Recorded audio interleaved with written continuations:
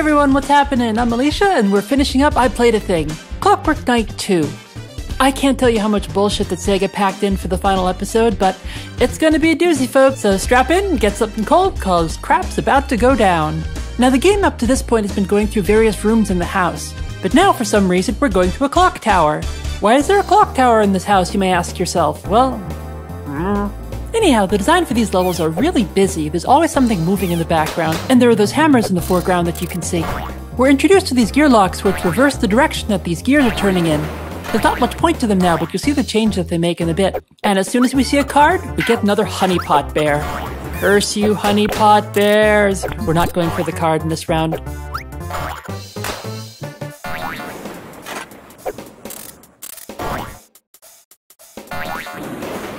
As you can see, there's a lower path we can take, but I've tried, it's really dangerous. And now we see the first key lock that actually matters. So someone on staff was a fan of that Kirby level that has that giant rotating cylinder that lets you jump up the platforms on its side. Well, guess what? We've got another one of them in this game. We just need to reverse direction on it and wait for the platforms to come around high enough for us to jump on them. If you think this looks tedious and frustrating, wait until we get to another one of these where the platforms are narrower. Now, I don't know how they expected us to do this without taking like 10 minutes out of our time, because each of the platforms are just infinitesimally higher than the last one. So in order to get high enough to leave the cylinder, we have to wait quite a while.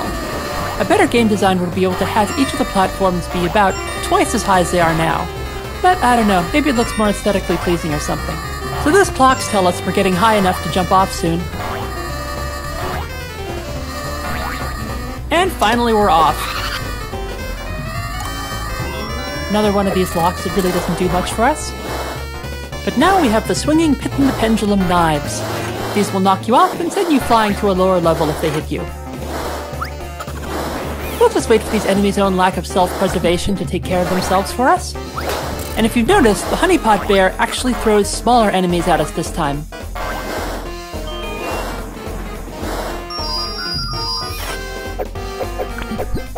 Curse you, honeypot bear!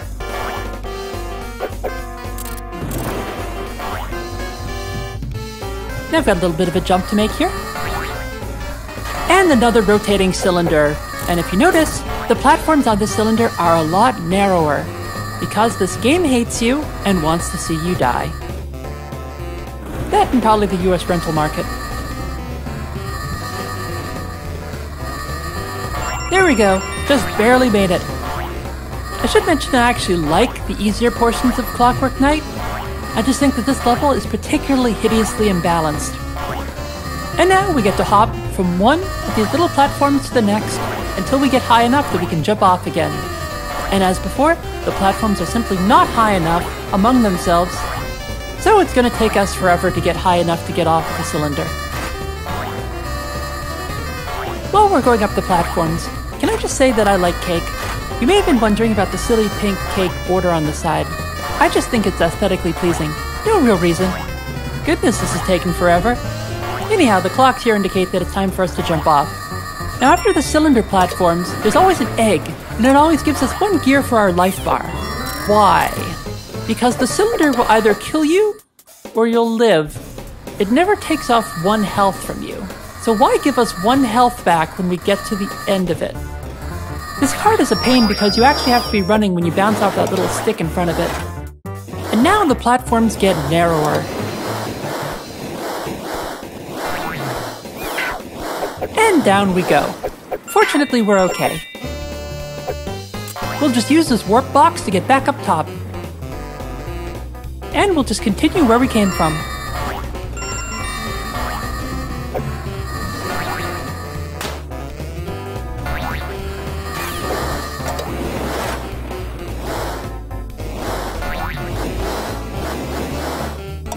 And you see the swinging axis can actually stop you from jumping.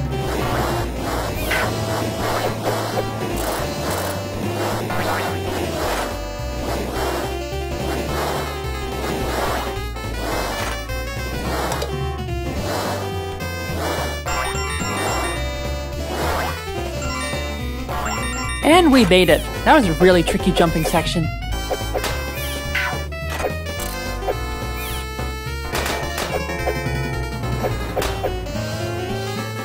And this box will take us to the end of this substage.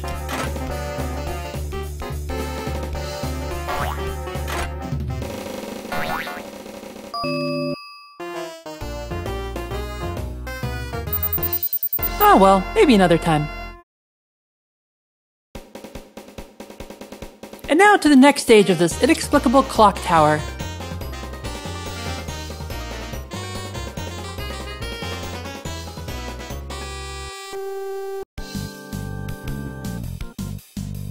So this stage starts out with a long stretch of verticality.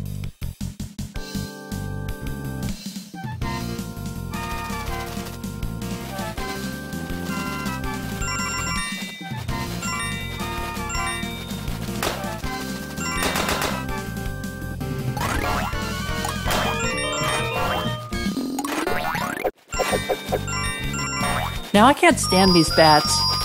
They are annoying, and I can only hit them half the time I try for them. There we go.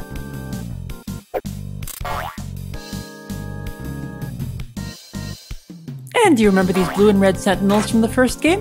Remember how they used their shields in order to protect themselves? They are a pain in this level. So we are going to be exploiting a glitch in their AI. So as you can see, you can't actually jump over them, because anytime you try, they'll be pushed backwards. So we are going to abuse this glitch by pushing them over the edge of these platforms. And we got one. The other one got caught. And we pushed the other one off the edge. You may think this is cheating. If so, tell me how else I'm supposed to beat these fuckers. Just attacking them one-on-one is... It takes forever, and you're most likely gonna get hit a few times in the process. Just push this one back, take a little moment to relax, and then we jump on the gear in order to move upwards.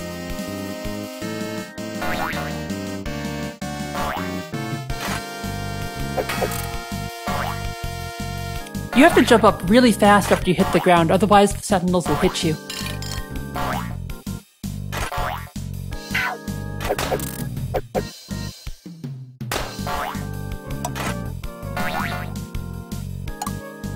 But we made it through the first part of the substage.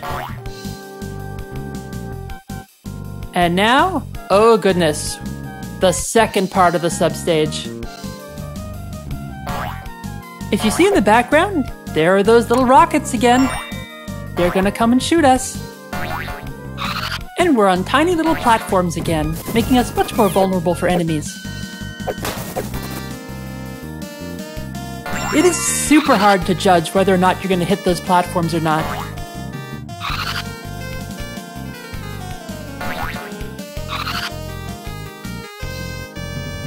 It's best to walk up this pipe, otherwise you're going to get hit by the rockets.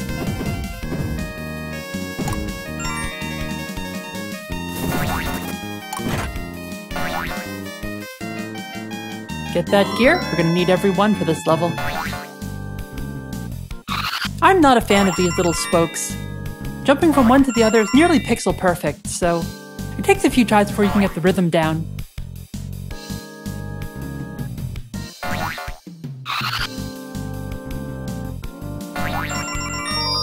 It really feels like you're going to fall when you try that jump. I really wish there was a visual cue on this platform to let you know when it's safe to jump on them. This pipe, however, you really want to run on it.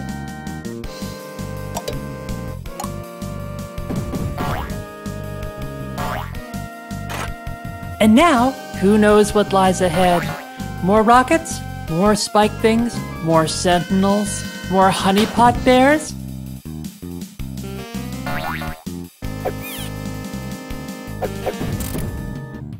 Nope, a box to take us to the end of the level.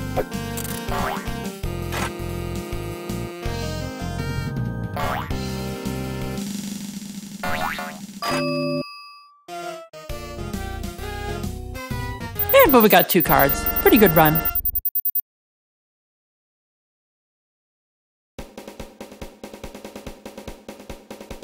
And now, we go to the boss of the clock tower.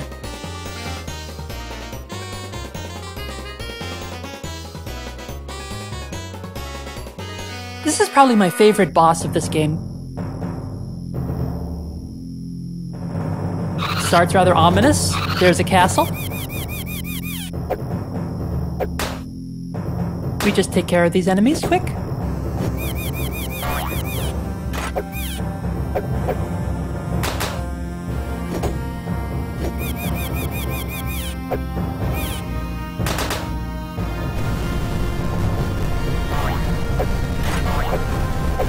More than meets the eye.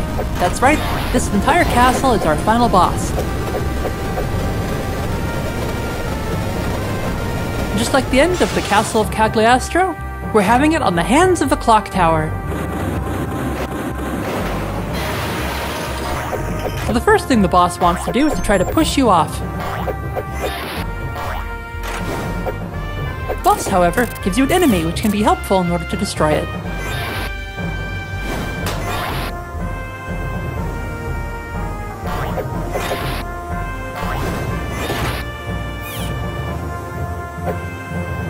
And we'll use this enemy for its intended purpose.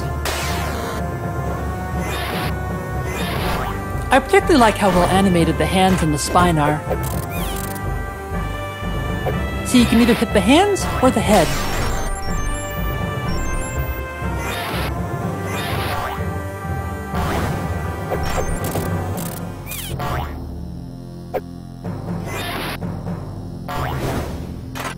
You've almost got it.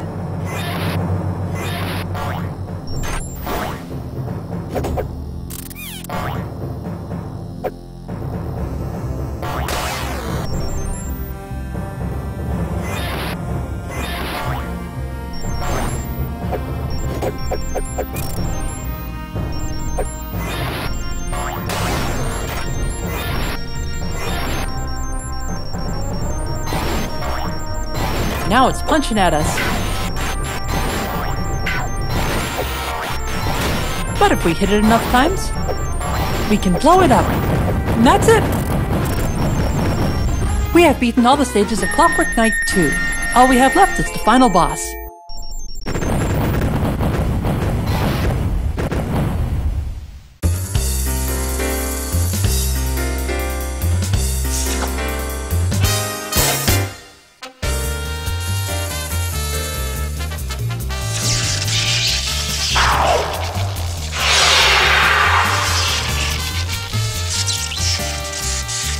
And this is the boss that was foreshadowed in the introductory cutscene to Clockwork Knight 1.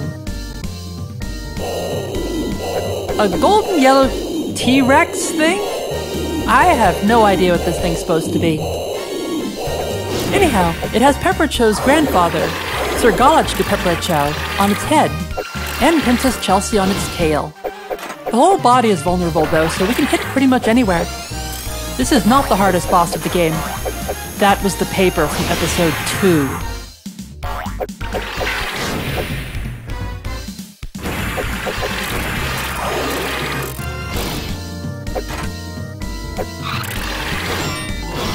And now we can punch the head until it blows fire at us.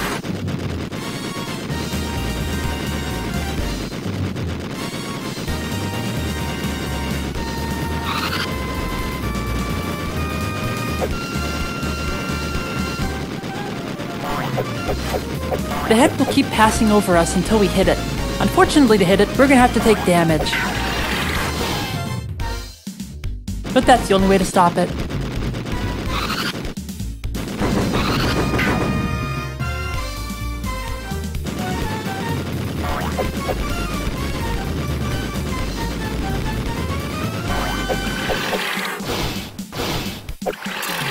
And fight is that easy. We finally beat it.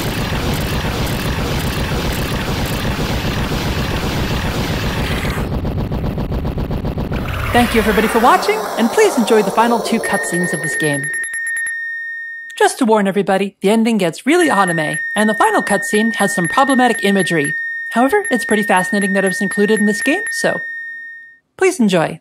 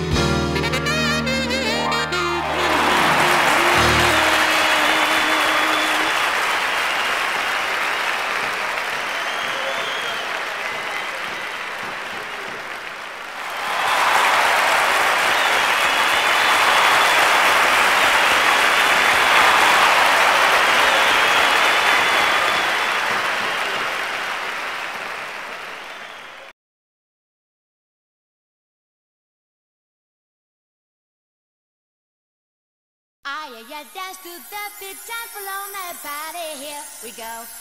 Yeah, welcome to your fiesta de los amigos.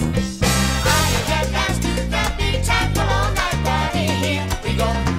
Yeah, welcome to your fiesta de los amigos. Yeah, you can do it to take your fantasy party, here we go. Fiesta de los amigos.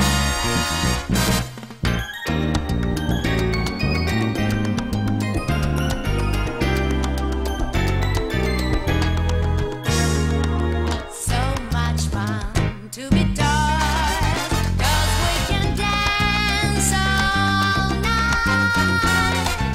Señorita, you are beautiful tonight. Donara and friends, amigos in the salsa mood. Tell me your ginger burun jadu. So amigos in the salsa mood.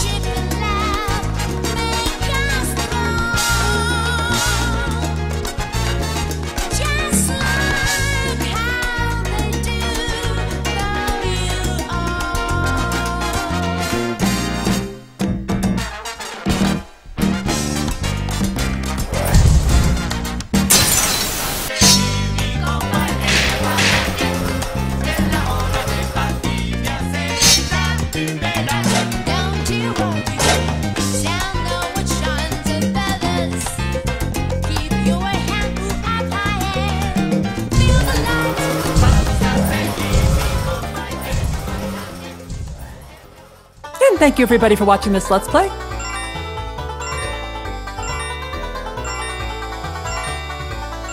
I'll try to get another up sometime. Until then, keep watching Un's videos and enjoy yourself, folks.